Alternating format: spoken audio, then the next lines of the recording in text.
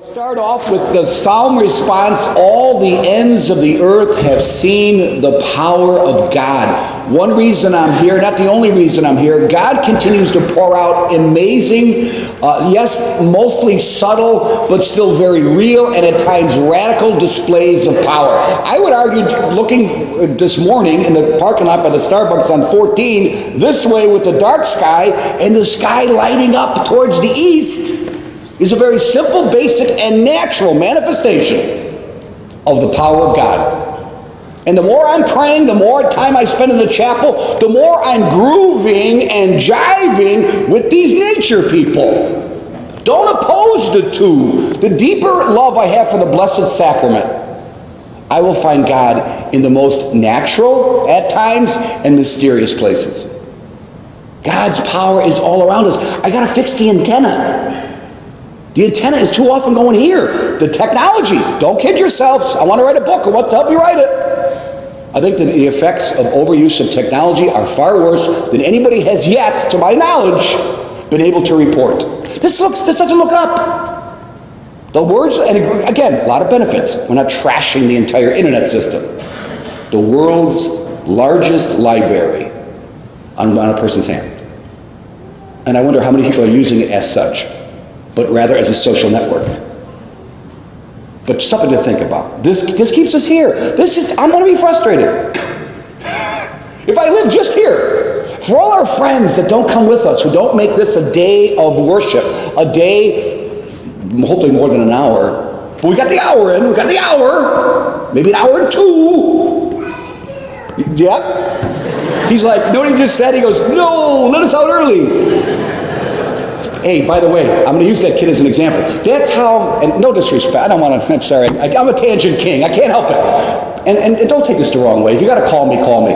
But for those who are consistently, if you don't have small children, that's different, who leave early or come late, it's not about me or you. No disrespect, you're kind of like a little kid. I got to get out of here. Well, then park the right way.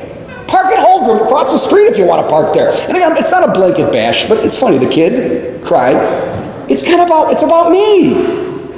This is God's day. He gave us 1 hour. Remember the miracle of the sun coming up in the east, which I saw this morning? I didn't see the sun, but the sky turned pink and it was beautiful colors. And I'm like, that is awesome.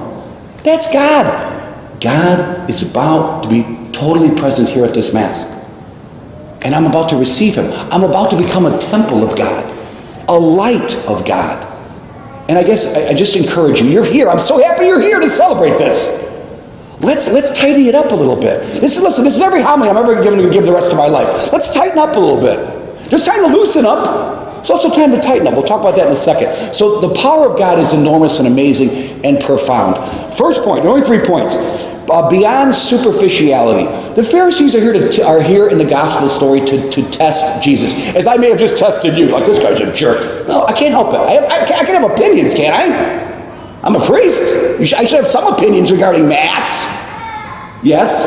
Or the sanctuary. I mean, it's only right. Hey, sorry. I don't go to your house and say, by the way, let's move this furniture around over here. I don't want that food. Make something else. Bring the kitchen, the bedroom down in the living room. I don't do that to you. I come to your house, which I do, and I abide by your rules. I don't put my feet up on the coffee table. There are certain rooms you can't go in without shoes. It's just human nature. So the Pharisees are obviously testing Jesus. He knows the malice in their hearts, but they say a lot of smart things. The Pharisees who are out to get Jesus, nonetheless, say a lot of smart things. Well, what do they say that's so smart? They call him a truthful man. They know he's a truthful man. They say, you teach the way of the God. You teach the way of God in accordance with the truth. That's a pretty powerful statement. You're not concerned with anyone's opinion. You do not regard a person's status. Oh, Lord, please help us not to regard people's status.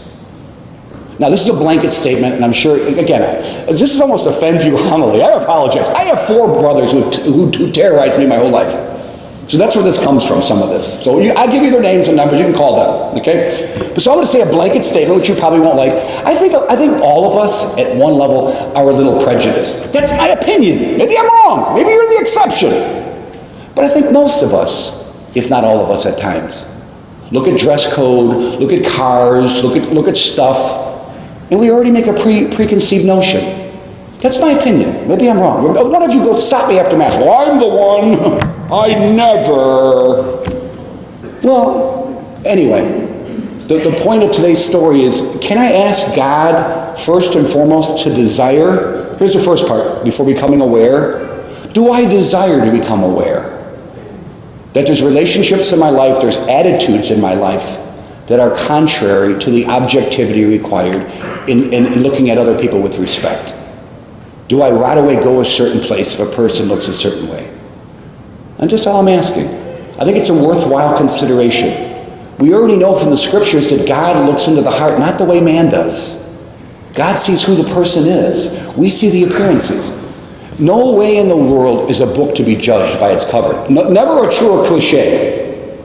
Never a truer cliche than the book not being judged by its cover. Yet we continue to do it. So all I'm not asking for a miracle. I'm asking for a prayer. Would you be willing to pray in your free time and ask God, desire to ask God? That's the first step. To be awoken. Where in my life am I doing this? How am I looking at other people? I'm guilty of it. I know I'm guilty of it. Again, you come to Mass every Sunday, you could take some of this. A lot of people who don't go to Mass with us, they can't take this. This is over the top. This in some ways is, I show and again, I don't mean this. It's not my heart, but I'm sure it can appear this way. When I meet people on the street, they're like, that guy has no empathy for me. You know? I don't mean to give that out. But for people who miss Mass, who are Catholics, who bash our name, I am very much upset and conscious of my attitude towards people like that. If you want to walk away and do your separate thing, go your own way, that's one thing. I'm not happy with that either. But if you want to make statements regarding the faith that we practice and the institution that you and I are here to uphold, I take that very, very personally. And I could probably, for the sake of the other person, be a little more compassionate. I should. People who are against it, I don't want to get into long, I can go into the police and this and that. I have my own views, you have your own views. I guess the point being, are we conscious? And are we sensitive? And are we at least desirous of working to a more objective opinion of other people? And let's also be conscious, an opinion and truth are two separate things. Everybody knows about opinions. The truth is something else. And let me go off on, this isn't a tangent necessarily, but I'll work this in. Willow Creek just opened up. I'm not going to fulfill all your desires for a comprehensive, complete explanation. For the town of Crystal Lake and the county of McHenry, Willow Creek is a good thing. For the town of Crystal Lake and the county of McHenry, Willow Creek is a good thing. It is. I'm saying that. At the same time, I'm saying that God from heaven brought down a truth, that Mass is Mass.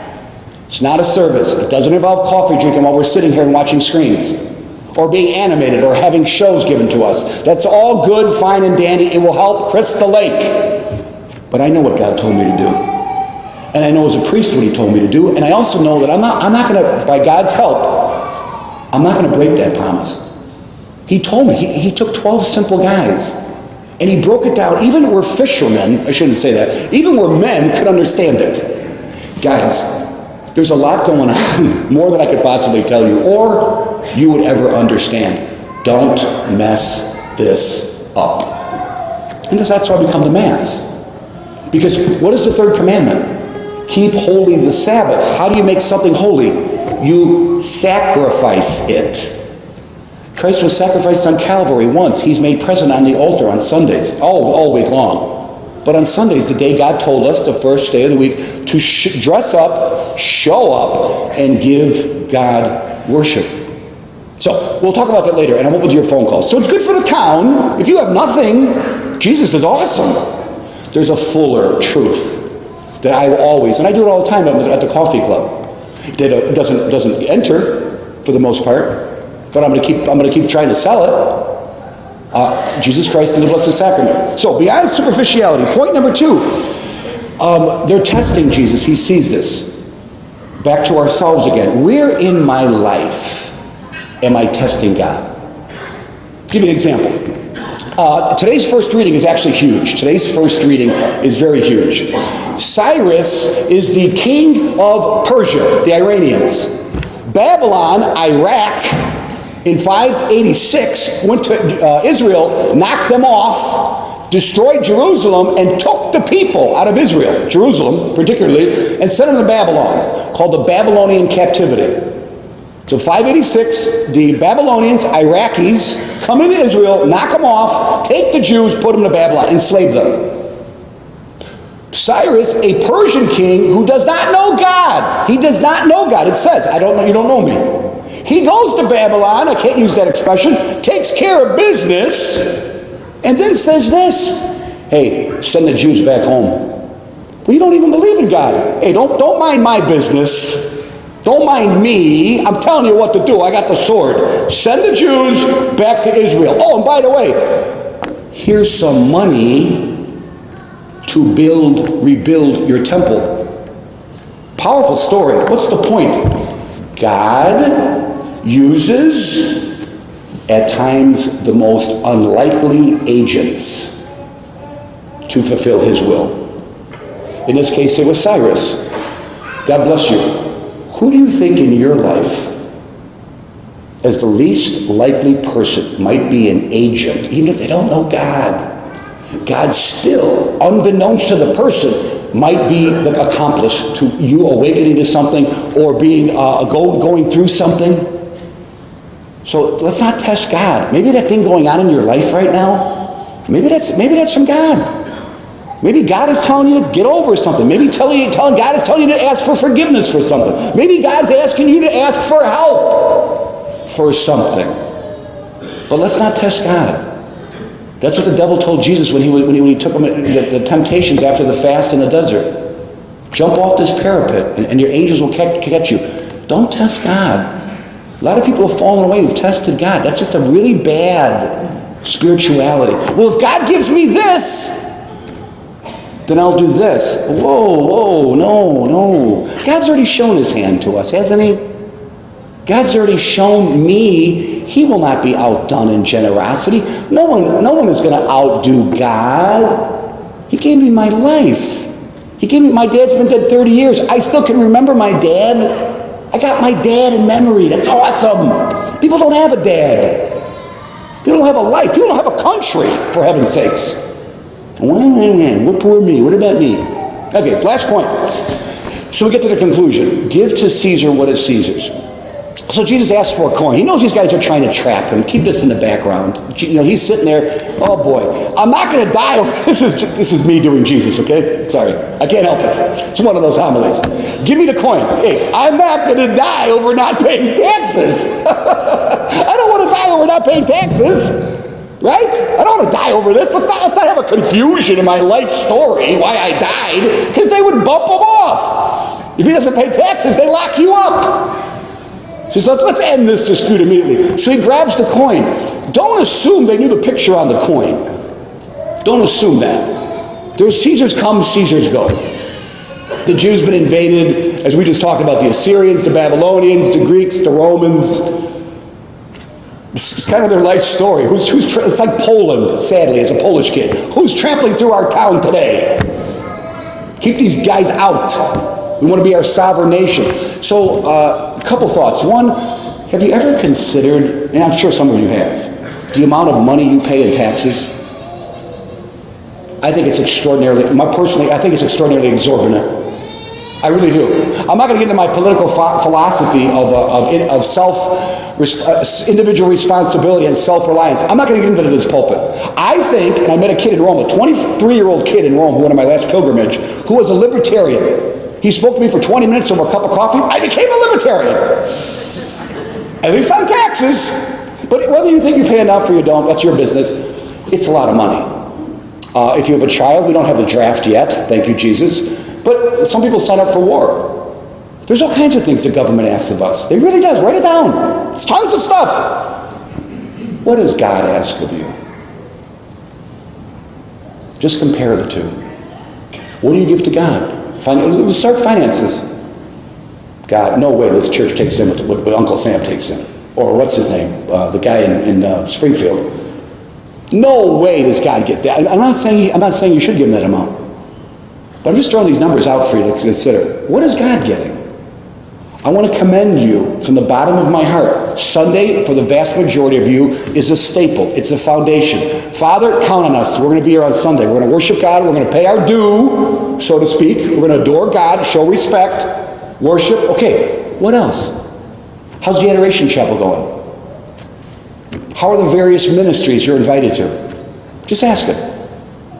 How about other ways that God might be tugging on your shoulder? If you have an inspiration throughout this week that tells you to think less of yourself and do more for others, consider that a voice of God in your life. How could I do more for others? So, let me conclude by saying, no conclusion. Glad you're here. Give to Caesar what Caesar. Got to pay your taxes. And if you're older, my mom, there's an accountant in town, I won't tell you his name, Caulfield and Flood. They do my mom's taxes. She doesn't have to do taxes anymore.